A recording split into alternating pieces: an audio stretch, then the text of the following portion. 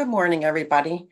This is a re-recording of Friday's calendar year-end meeting. For some reason, it didn't record, so I'm going to go through it again. I will incorporate the questions that were addressed during the live presentation. So we'll be going over some steps that the districts can do now to prepare for 1099s, the calendar year procedures, which also include the month-end procedures. We'll look at the standard procedures for processing the 1099s and for printing, as well as submitting the 1099s, whether the IT submits it for the district or if the district actually submits their own files to the IRS. And then finally, we'll take a quick look at the ITCM or ITC management application where the ITC would combine their district files and then submit one file for their districts, a combination file for all their districts to the IRS. So we'll walk through these steps but these are standard steps. So keep in mind that you and as the ITC should customize and arrange these steps and information as you see fit. So let's start with the calendar year end link that I provided here.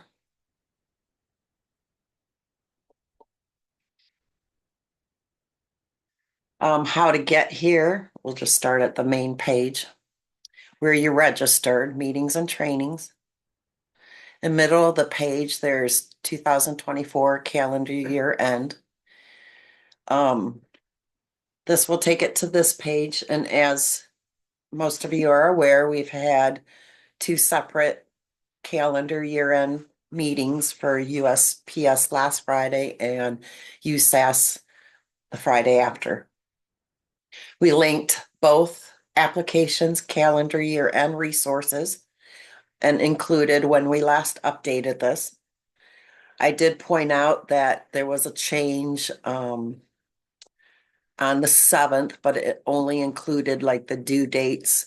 I still had a 2024 due date, like a January 31st, 2024 due date when it should have been 2025.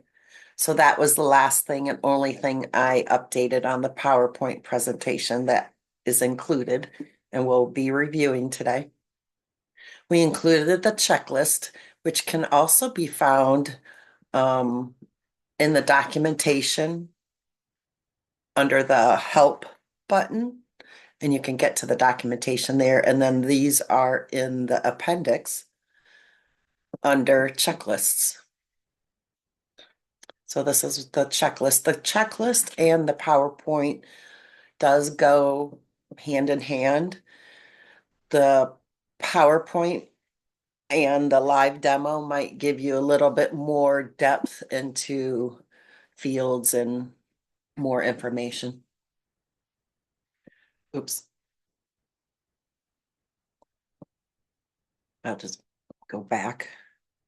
The rest of the resources for USAS are IRS publications. So the general instructions, the specific instructions for the different forms, the publication 1220, and then information regarding the FIRE system, which is the filing information returns electronically system that the IRS has. And we also included the link here for PCC or transmitter PCC information that you can click on here if needed. Transmitter code, control code. I couldn't think of what it was.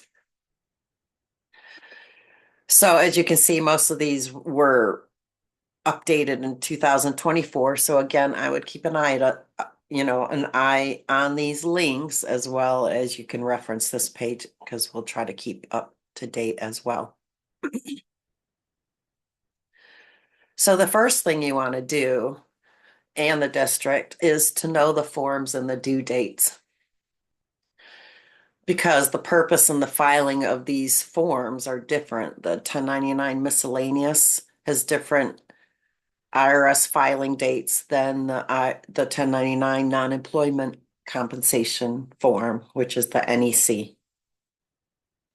So the filing of the 1099 NEC has to be filed with the IRS by January 31st, whereas the same file for 1099 miscellaneous is due March 31st.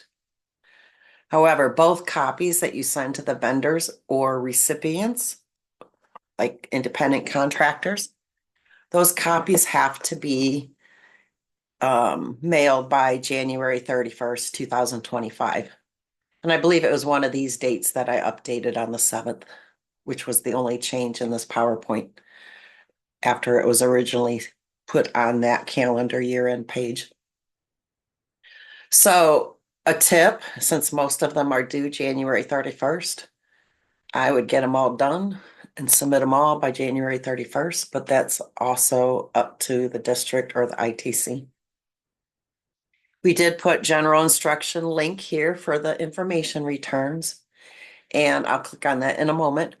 But keep in mind that new in 2023, if the entity has 10 or more information returns, the entity must file electronically. During the live recording that didn't record, somebody asked about having maybe 6 1099s and 4 W-2s or 5 W-2s. What constitutes an information return, and would that community school, for instance, have to file electronically? So I did find the answer. And on one of those links, I found what is an information return. And an information return is any record. So it could be a W-2, a 1099, so forth. So if they have 10 or more, they must file electronically.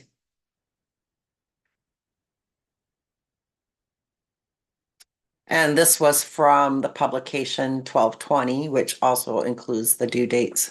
And it was just a screenshot of that.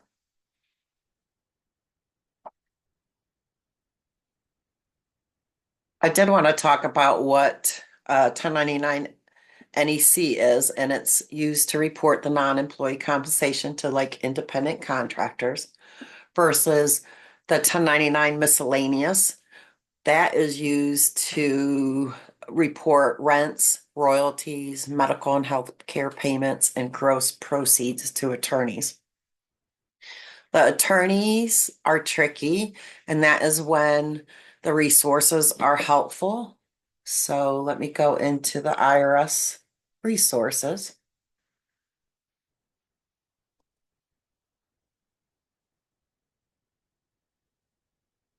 And you can see what I had just said, that on a 1099 miscellaneous, rents, prizes, other income, and then gross proceeds paid to an attorney.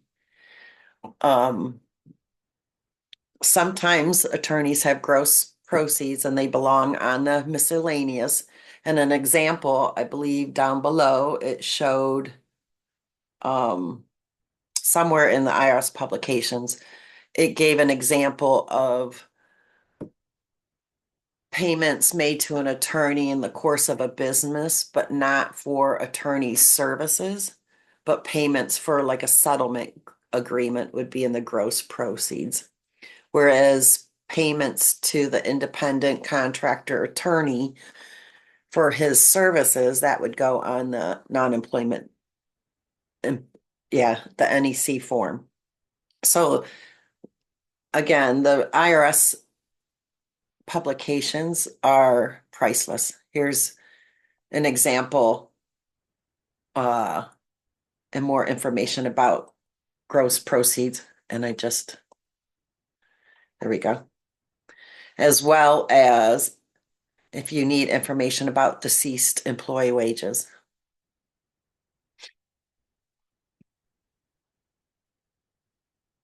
All right, so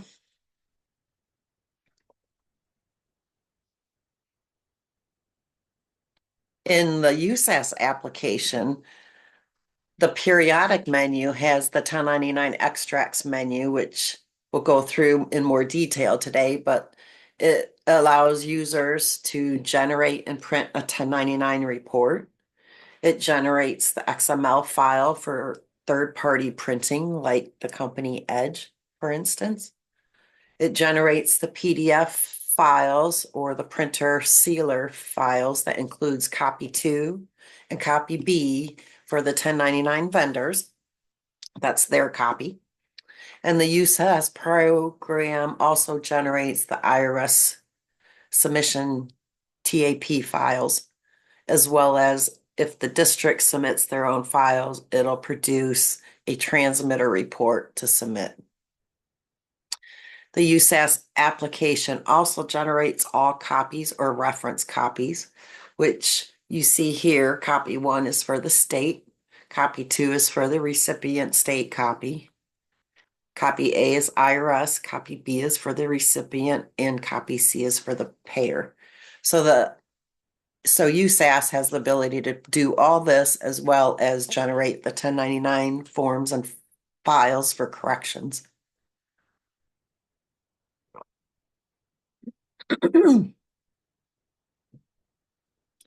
Just some miscellaneous 1099 facts that I wanted to make sure I pointed out. In USAS, the December posting period must be created under core posting period in order to have the posting period of 2024 be available on that menu. So let me log into the USAS application and I'll show you what I mean.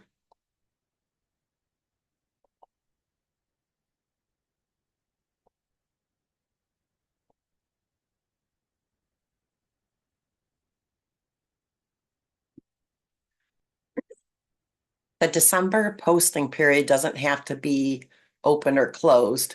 It just has to be created because it's going to pull year-to-date wages from the vendors. So you can see I have open and current as false and November as current, which is also reflected up here.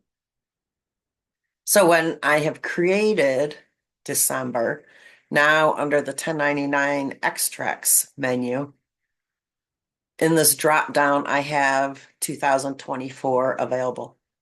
So if users are only seeing 2023, it is because the December posting period has not been created. The other reminder I mentioned was the vendor adjustments. Sometimes you have to make an adjustment to the vendor. We do recommend adding these in December, but the posting period of December does not need to be open for these adjustments. Keep in mind that the vendor totals, let me go back into pool of vendor. We're in November, so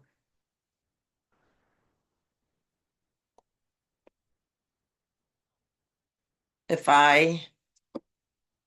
oops.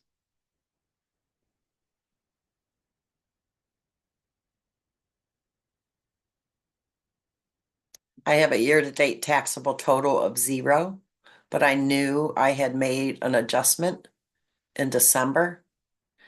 That's what you need to keep in mind. Vendor totals are just like accounts are based on the current period. So I was trying to make this smaller. You can see November is the current period.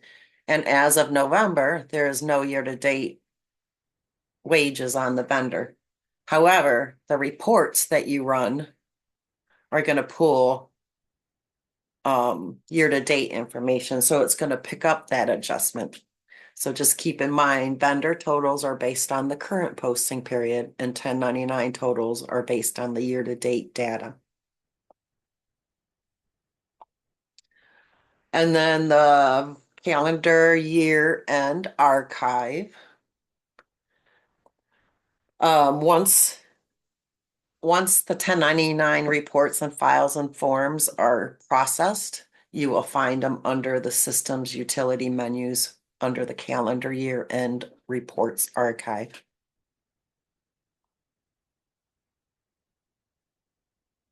So there are several things that may be done now.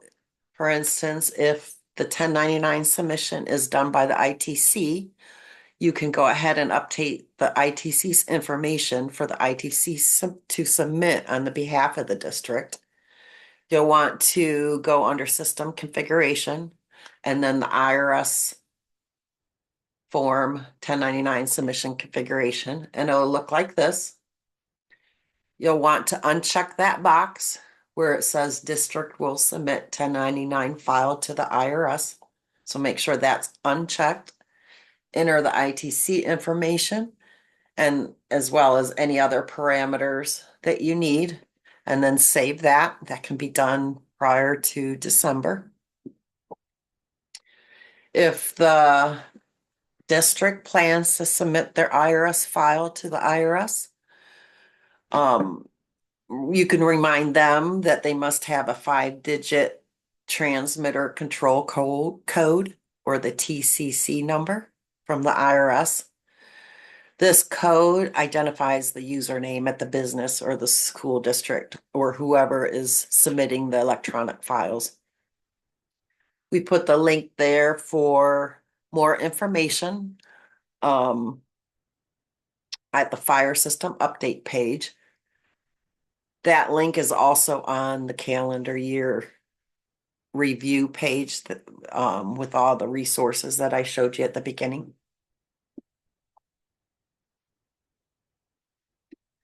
Again, if the district is submitting their own file, they can go under the IRS Form 1099 submission configuration option and make sure that checkbox is checkmarked for the district to submit.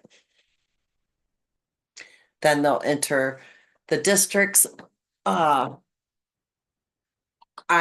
issued TCC number that they received on an approval letter from the IRS.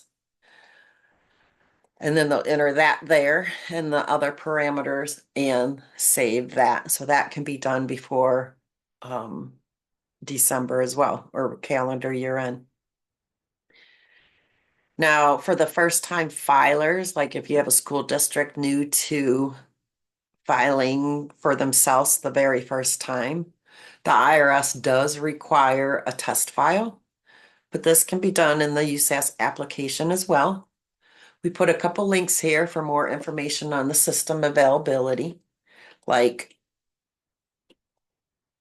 anything else, they have downtime for updates, and I would reference that page that I put in the PowerPoint.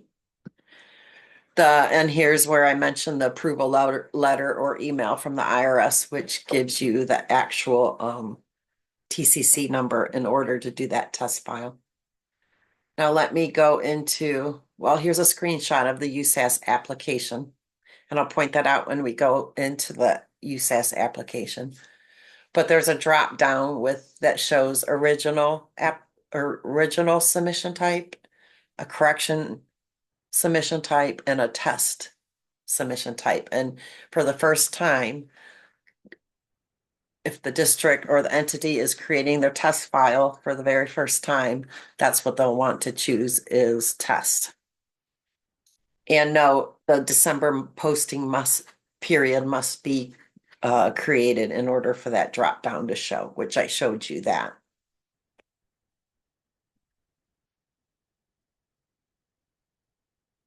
Another optional thing where districts can utilize a program that the IRS offers.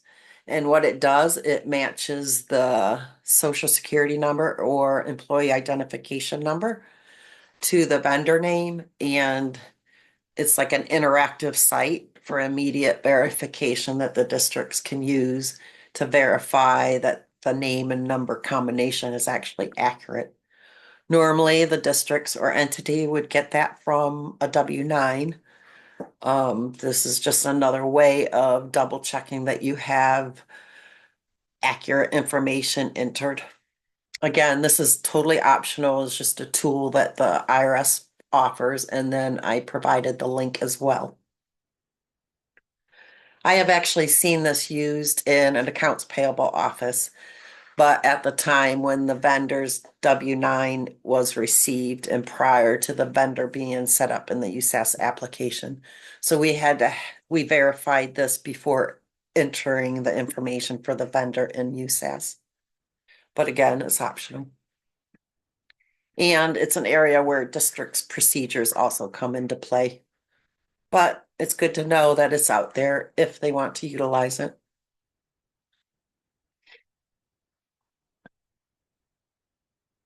Another thing I wanted to mention is a configuration setting that can be helpful for districts to require or warn the user when they're setting up a new vendor. So when they're setting up a new vendor, if they want the user to get no warning when the tax ID number is empty, they would choose that configuration option. They can warn them or require, so that's configurable when entering a new district. And let me show you. We'll go back into the application onto a vendor. So as somebody's setting up a new vendor and they miss this, depending on that vendor tax ID number configuration found under system configuration, it would either not give you an error or warning. It could require this number to be entered for 1099 vendors, like if this is the rest of it's filled out, or all vendors. So there's options for districts. Again, require for all, require for just 1099 vendors, warn for all, or warn for just 1099 vendors. So there's several things with the vendors too that you can verify now. And you'll want to review and verify their locations, like their 1099 address, their tax ID type to determine if a social security number or an employee identification number should be used. On the next slide, I'll give you another optional way to verify whether um, should be used with the name and number combination. And then you'll also want to, verify the type of 1099, whether it's a non-1099, non-employee compensation 1099, attorney gross proceeds, or other income.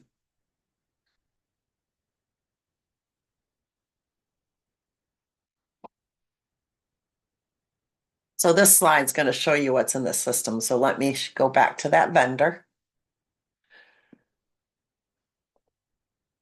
Make that bigger. But I was going to go into vendor 254 for some reason.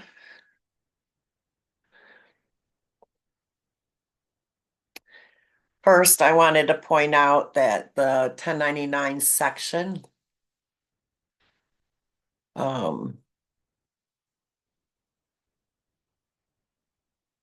right here, sorry, I was looking for it. 1099 section is this section. The checkbox would be like if you had somebody with $500 and you want to ignore the limits of 600, you can check mark that and still get it reported. This is where you would choose Social Security or employee identification number. This is the actual number, and this is where your types are chosen. However, your 1099 address is under locations. It is the 1099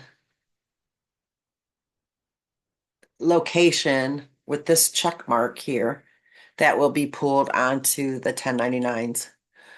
So you can modify this and make sure they're accurate. Notice that the 1099 address is going to Michael Brown, but the checks and the POs are going to the Douglasville Cafe. And it looks like he's the owner. So this is an example of, yes, it's okay for these two at locations to be different because you're specifying him over here on the right.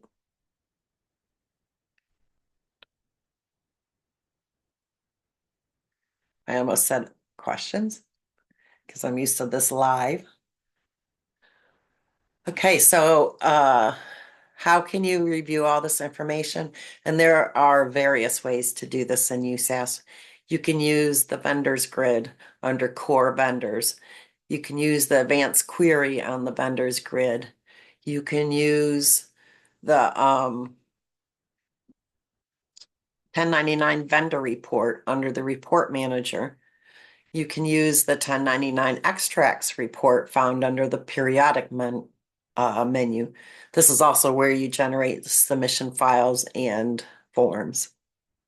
So all these things can be interchanged uh, and used even at different times of the year.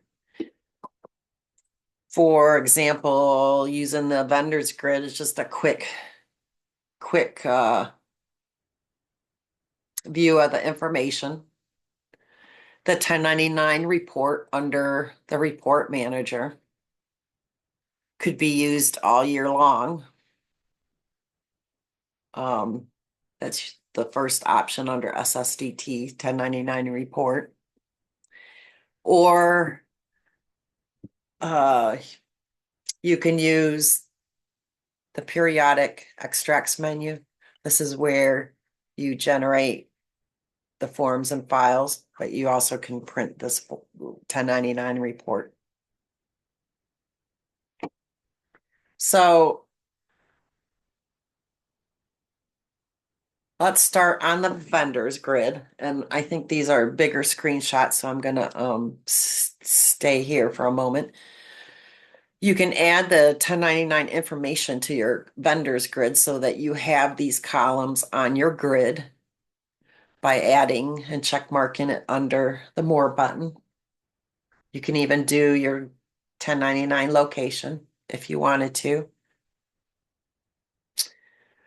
This is how, you know, the Charlie Brown Peanuts gang.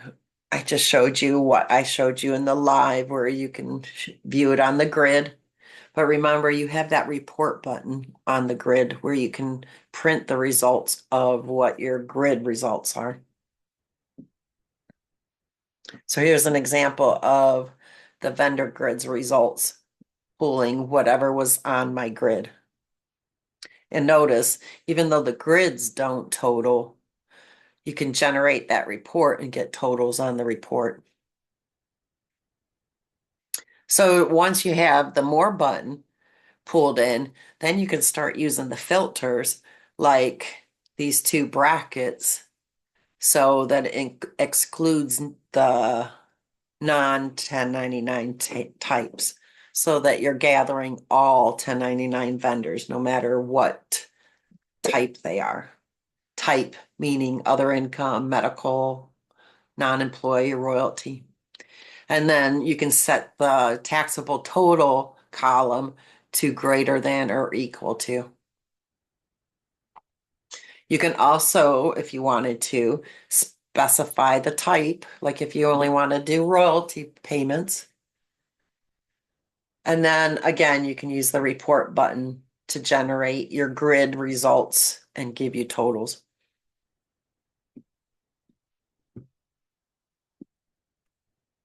So this is, you'll want to verify your non-vendors too, just to make sure that you capture all 1099 vendors. Like if you had like a name, Evelyn Moreau, in there, should she really be a non-1099? You remembered her, I mean, you remember that she's an independent contractor or an owner of a shop. So that's why you would want to just double check your 1099 vendors. At the same time, you also want to check your 1099 vendors to make sure that those, for example, an employee isn't flagged to receive a 1099 when it's really like a reimbursement for mileage or something. So that is why the districts are verifying the information, because good information in produces good information out.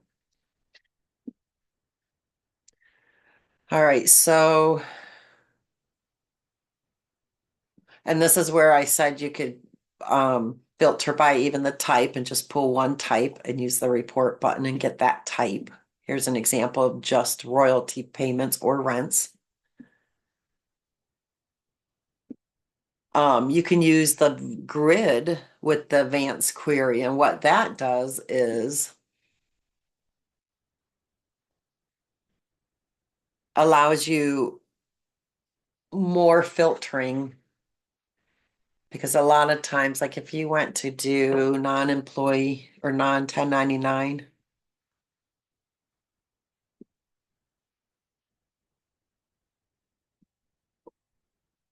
you get this excessive error. So to avoid that, that's when it's helpful to go into the advanced query. And once you set it up by moving your properties left to right and setting up your operation, you can save your query. And then like this year, because I saved them last year, they're right here. So if I want my query that I already set up, and I don't need to save or be active, but type is royalty, year to date taxable total greater than or equal to 600. Once I hit apply and get rid of my previous filter, you can see these populated on the grid. And again, you can print the report and have that. This is giving you the same information that we tried to get from the grid, but now, of course, you're going to have more vendors than one. Now you can avoid that excessive error and you can pull up whatever you need. Um, Year after year. So notice that this vendor, Pastries by Patty, is a false or is not active, but 1099 program does not look at that. It looks at year to date taxable if it's over $600 based on your query. And again, you can do the report. You can also generate that report that I talked about. This can be run during the year, anytime.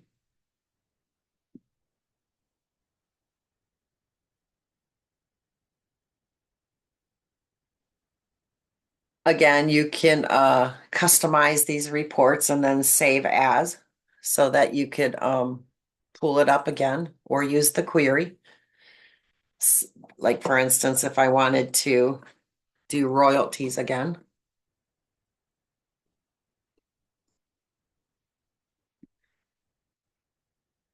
And generated the report.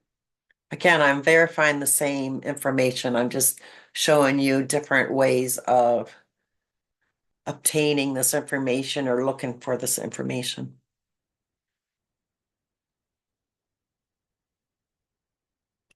Another option is to use that 1099 extracts program where you have to choose, and we'll review these menu options in a moment, but you have to choose one of these types in order for these to populate. For example, so here's the non-1099. So I must have not changed that parameter accurately. But again, it gives you totals if you needed totals. So notice when these are not chosen, these options are not available. So again, you can do specific ones, specific vendors, or all. But if I wanted to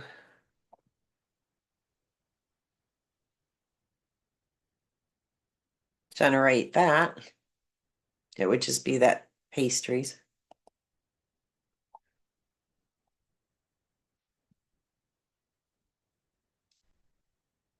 So that's another way where you can verify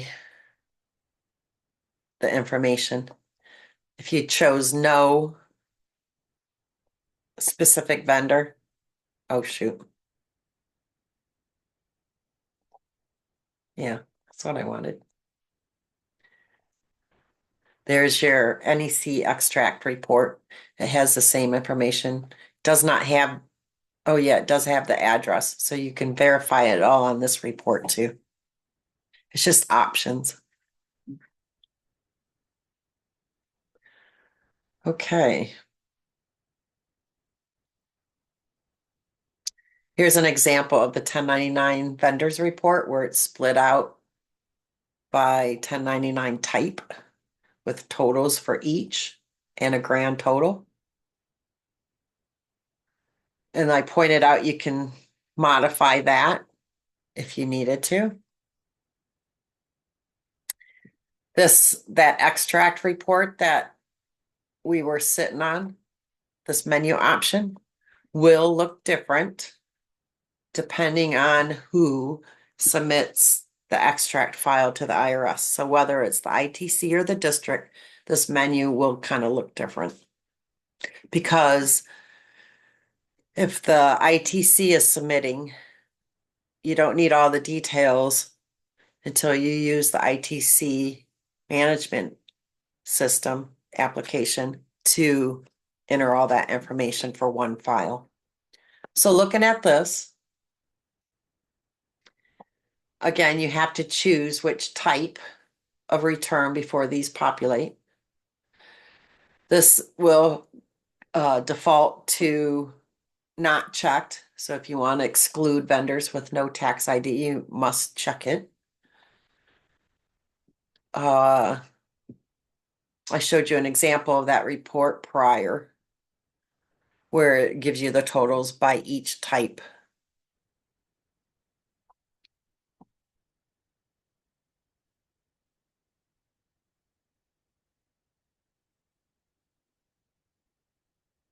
Let me go into the documentation because that gives you a good side-by-side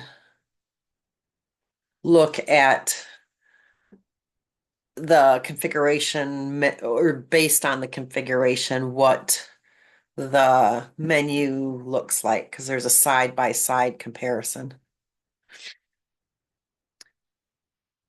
So I'm just going into the periodic 1099 extract menu.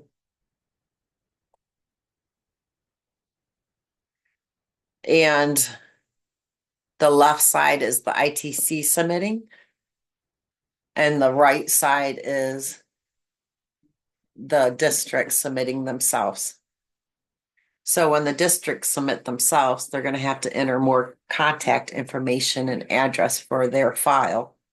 Whereas the ITC submitting it themselves won't have to because they're going to do that in the ITC management application.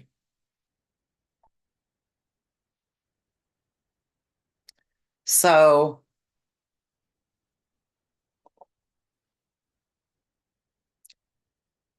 you choose your year, you choose your form, these options, the type of form, the IRS format is the TAP file. And this is the output file used to generate the electronic submission file for the IRS.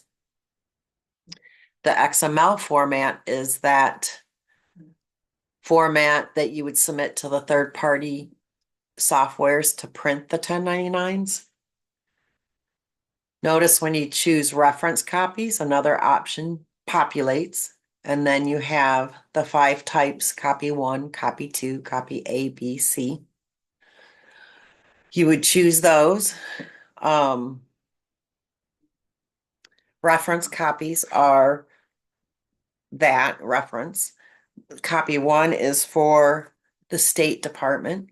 Copy 2 is the recipient's state copy. Copy A is the IRS copy. Copy B is for the recipient, and copy C is for the payer or district. These are also noted in the 1099 extracts chapter as well. You have your output file. Oh, sorry. We have one more. Printer sealer copies. These are the PDF files. So when you choose those, you have the ability to truncate the ID numbers, the social security numbers or the employer identification numbers if you choose to. These printer sealer copies will contain both copy 2 and copy B. Copy B is for the recipient and copy 2 is the recipient's state copy. So both are for the vendor. There is an example of the 1099 in the PowerPoint. It is formatted to 8.5 by 11 Z fold forms only. And then when you're using this PDF option, if both 1099 miscellaneous and 1099 NEC are selected, the software is going to produce 2 output files for each form type. This, like I said, it truncates the number and it'll only show the first 5 digits of the Social Security or EIN number. But that's only available for the printer sealer options for the recipient's copies. Notice that if you choose any other one, it wasn't there. So it's only available on that. Vendor, you can select or leave empty for all or select specific ones by moving them over. The output file name is the information being pulled from the core organization menu. Again, uncheck or check this if you want to include them or exclude them. And then this is when it starts to change based on who submits. So back on that, I don't know where my wiki page is.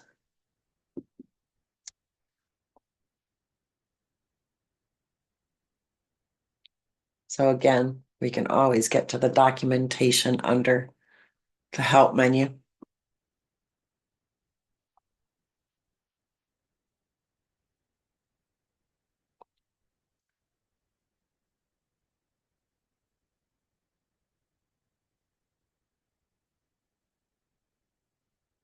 And again, it's the contact information that's more extensive when the district is submitting.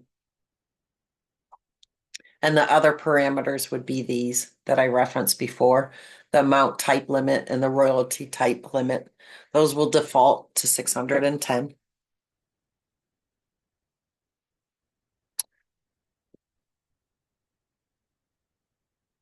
If you need to make vendor adjustments after you're verifying this information, you would go into the vendor and view the vendor.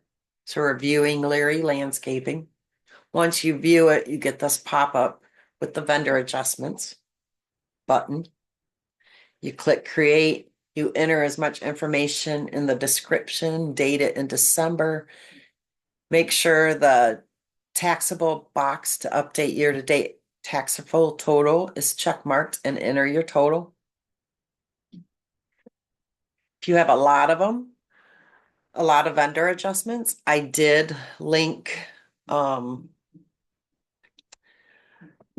2023 November newsletter article regarding vendor adjustments. It talks about manual adjustments as well as importing numerous vendor adjustments if via a spreadsheet. And I put the link to our documentation for that process, which also includes the spreadsheet that is formatted for that import of vendor adjustments. Some examples of vendor adjustments might be a prior year voided check or a royalty payment, maybe combining vendor records. I'm not sure. I guess combining vendor records is old because we do have the vendor merge. Vendor adjustment could be also possibly be made because of a deceased employee's wages if that piece is supposed to be reported on a 1099. So again, the newsletter is found here. The adjustment criteria and information is found here for the documentation in the USAS application. So then we're approaching month end of December. Hopefully everything's looks good before holidays. At the end of December, you want to make sure all your transactions are entered for the month. You'll reconcile your bank accounts, typical month end stuff. Generate the cash summary and make sure the totals match the financial detail report. The month-to-date totals on the cash summary report for December should match the financial detail. That ensures that the transactions and accounts are in balance.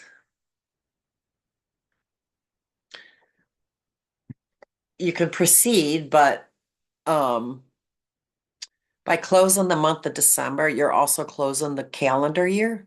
So we're not quite there yet. I want to go through the whole process.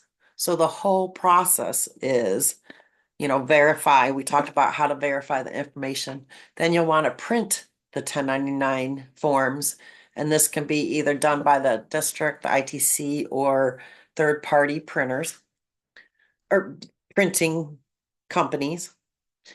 So in USAS, the printer sealer copies would be used to generate and print the forms, or the XML files would be used for third-party printing software companies. And then 1099s are run through an envelope sealer to seal the 1099 forms.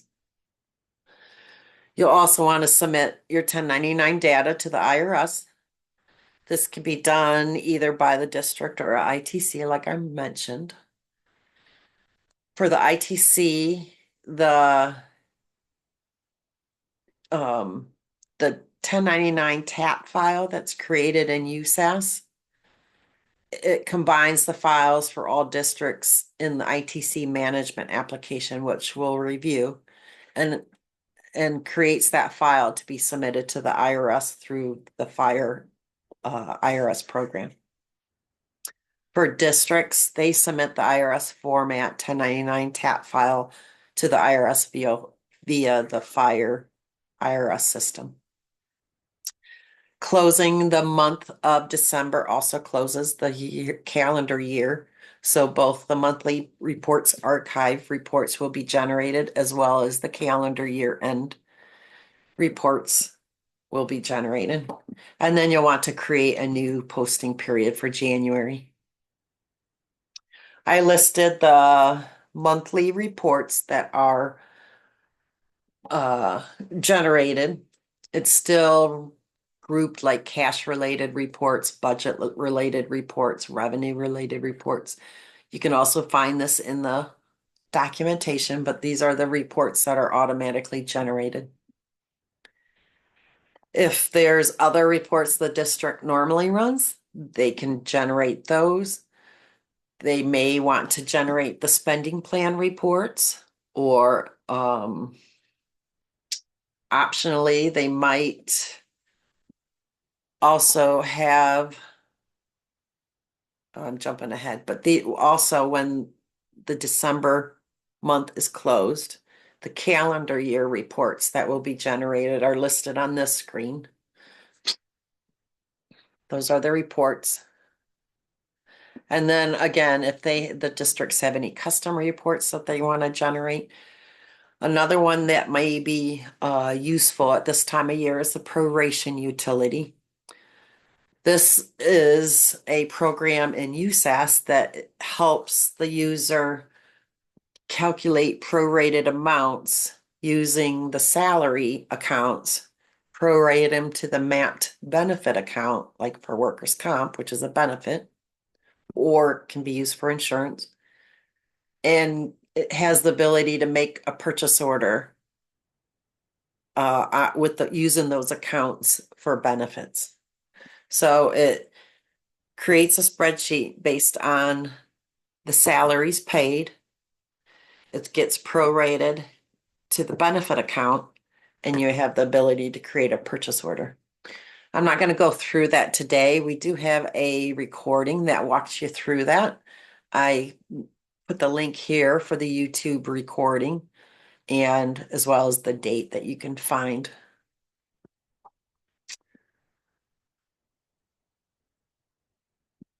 The calendar year report archive also stores the extract options generated by the user, the XML files, the TAP files, the PDF files, the report, and the transmitter report if the district submits themselves.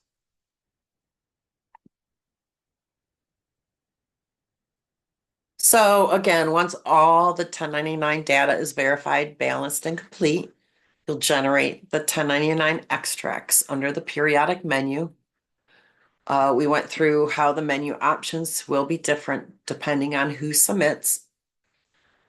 And you'll want to choose the payment year, the type of return, one or both. If both are selected but don't generate, the user can check for pop-up blockers, which I think I get always the first time I generate this file.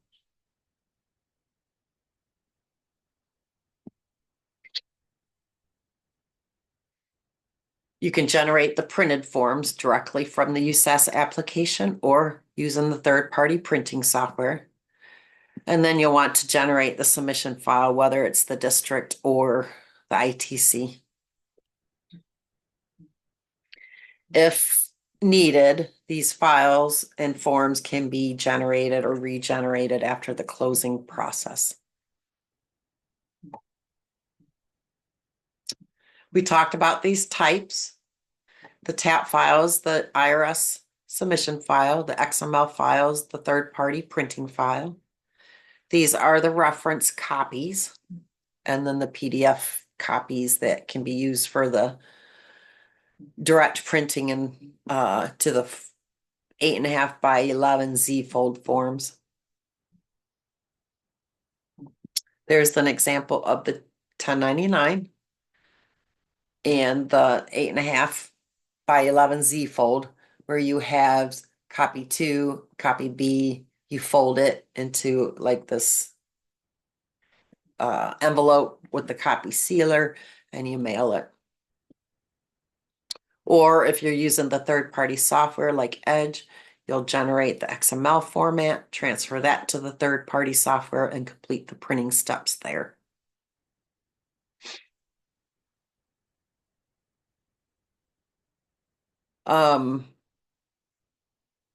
You can print the 1090 forms from USAS. And you'll want to generate reference copies if desired and keep them for the ITC or district records. These can be also scheduled to run at once in the job scheduler. So what I would do is copy this, and it would generate all these copies at once. And then you'll go to the utility job scheduler and create and paste that link from the PowerPoint that I just copied. And notice it comes up.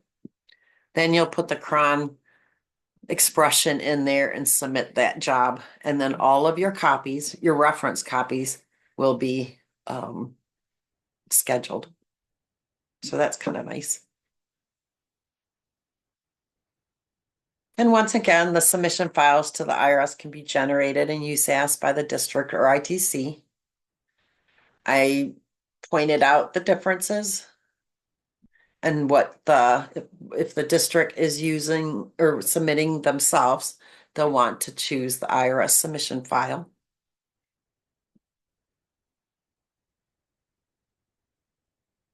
And then if the district's submitting themselves, they would download this from the calendar year reports archive or generate and save it to their computer. The file name generated will include two files if they generated them separately, or if they generated together, it would include both in the name of the file. So this is an example of the Cotton Schools 1099, both files, TAP file to be submitted to the IRS. And here's the link where they would submit.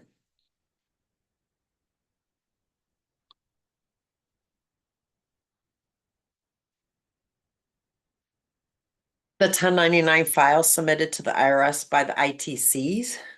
Again, you would still use that same TAP file. You have less options to fill out, but once you do, you generate the selected output file. You can then download it from the district's calendar year reports archive or generate. Again, if it's both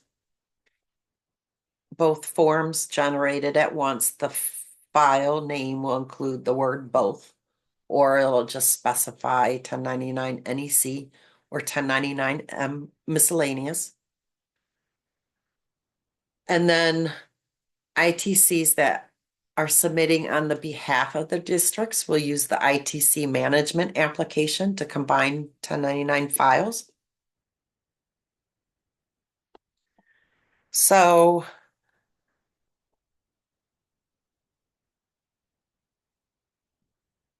the ITC management application is that portal where ITCs can merge all their districts' information, their 1099 information, their W-2 information, their ODJFS data files, and submit them all at once to the reporting agencies on behalf of their districts. So I put resources here, our user documentation for this application, as well as a recording when this application first came out. So this is very basic demo, but available to review. We'll go into the system in a moment, but I thought this was a good slide. The users menu would be where you have the ability to view, add, or edit ITC users, or update their passwords, or unlock or lock users, and assign the roles, whether they're the admin or the user. The monitor menu displays all the authentication events where users log in and out of the program and or change passwords. Those grid results under the monitor menu can be exported to a CSV spreadsheet if needed. And then the organization menu must be set up to merge data. This includes your ITC name, the ITC address, the ITC identification number, as well as the ODJFS for the ITC. So basically you're setting up the ITC files because they're the submitter. And then if the submitter is approved for the combined federal state, you would check mark that. And this is for the W-2 submitter configuration. So districts menu, this is where you could add districts by single entry or with a mass import. So if you had a lot, you could mass load the districts using this template spreadsheet found in our documentation. You would review the grid and click or edit the district. This is what the district looks like, but let's go in there. and I'll show you.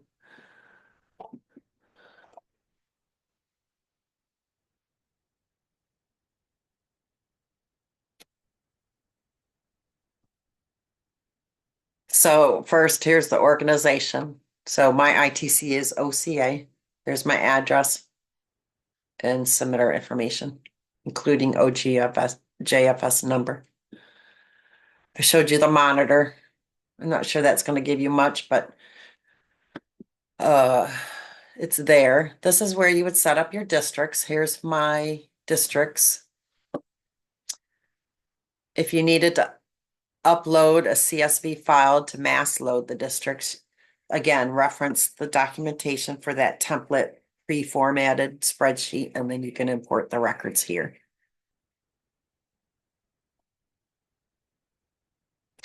You can edit a vendor. You can also delete a vendor in the bottom, but you gotta first edit. You gotta edit, and then you can edit and then save, or you can delete. Because this is just a portal to be used to combine. So then under the 1099 merge program or menu option, you see 3 tabs. These are your district entry, and this is the grid of the uploaded TAP files that you created in the USAS application. So to get these on this file or on this grid, in order to get the 2024, you would click on the bottom right corner, new item. You would choose your district, whether it's miscellaneous, NEC, or both, the calendar year, and then you would find your file.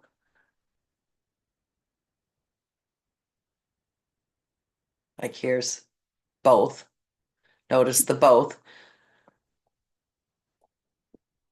Upload it and then save. So this is District 5. Notice it populated. Once you have all your districts entered on this grid, you'll want to merge by filling out your information for your ITC, and I forget if it was OCA or OCE, the year, the transmitter type or name, I'm sorry. Actually, this was the file name. So 2024 1099s. This is my Ohio computer ITC name and my code, which I'm just making up.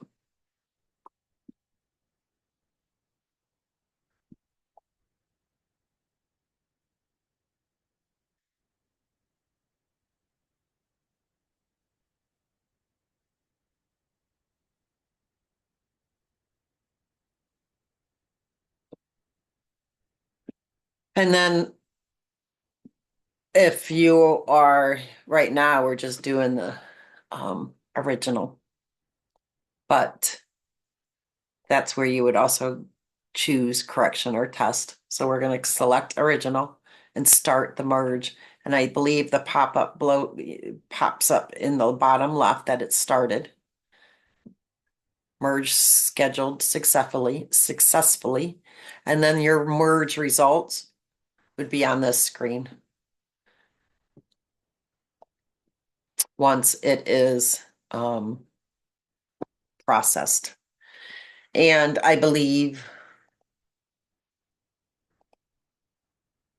based on the configuration that I won't have a file in the ITC because the district will submit. So if I had this unchecked and I went back into my ITC and did all this, the file would be showing here.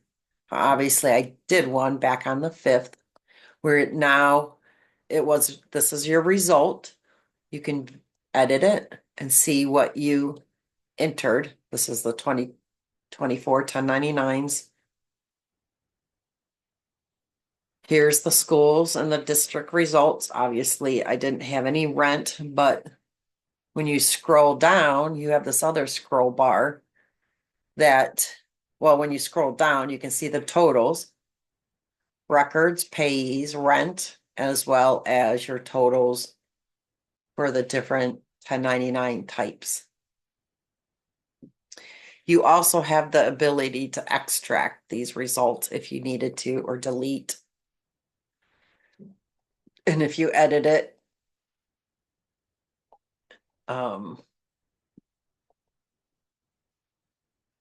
you can see those options.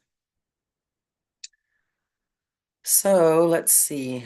Well, I almost said any questions, but I don't have a live audience. So that is all I have. Good luck with calendar year. And let us know if you have any questions by submitting a support ticket. I did want to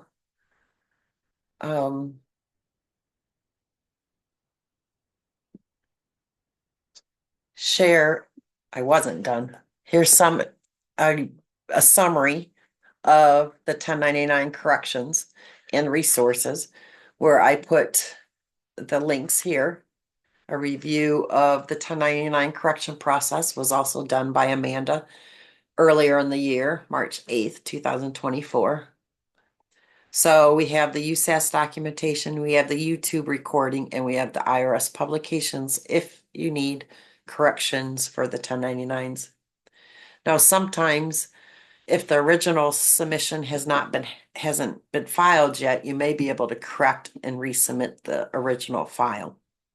However, correction forms are used to update things that happened after that original submission to the IRS. And again, the links are here on this PowerPoint.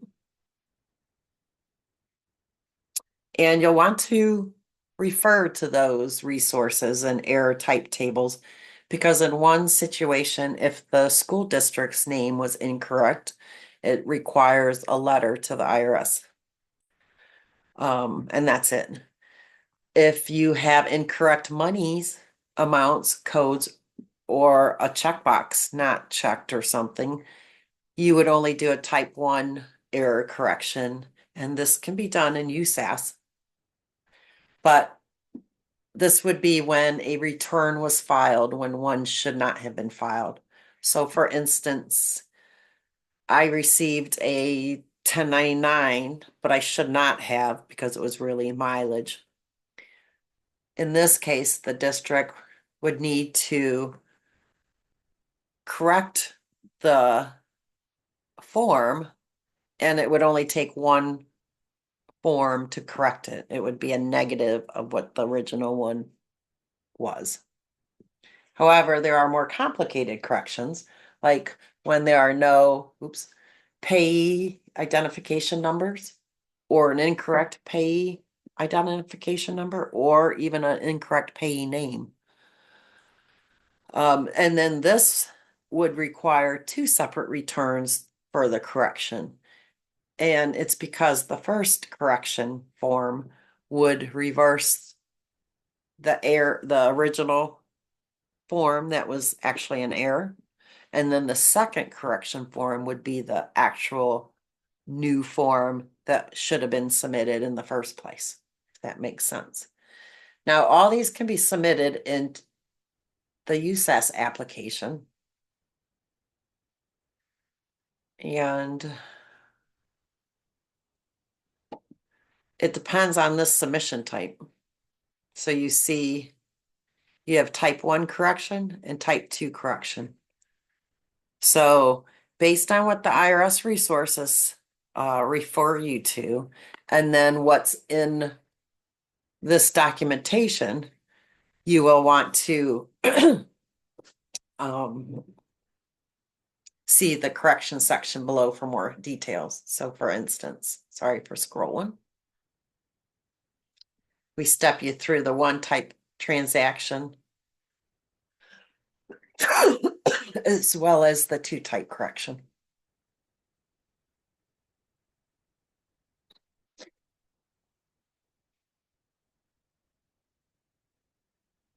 And again, all your or most of your calendar year end materials can be found at this link, which is on the middle of the meetings and training page. I will put this recording out there today. And just a reminder that we have these upcoming Fridays with Fiscal. I don't know how many of you join for the recap of like the release notes. We try to kind of like take the techie stuff out of the release notes and give you an example or a demo or an explanation of what those release notes mean. And we do this for all the applications. So USPS, USAS, employee self-service, and if there's any updates to the ITC management program and or workflows. So those can be helpful. Because sometimes, like I said, those release notes, you might be too busy to read them. It sometimes helps to see them demoed or talked about. So join us for those. We try to do those monthly. On December 13th, we'll do a review of the accounts receivable module. On December 20th, before the holidays, we will do a mass definition Fridays with Fiscal that are frequently used at year end in USPS. And then back from winter vacation, January 3rd, we'll do a recap of what was released in December. All these can be found here on the registration and meetings page. Once again, I will have the link to today's the recording found here, which you can also find the calendar year end page with all those resources there as well. So thank you for joining. Have a good day.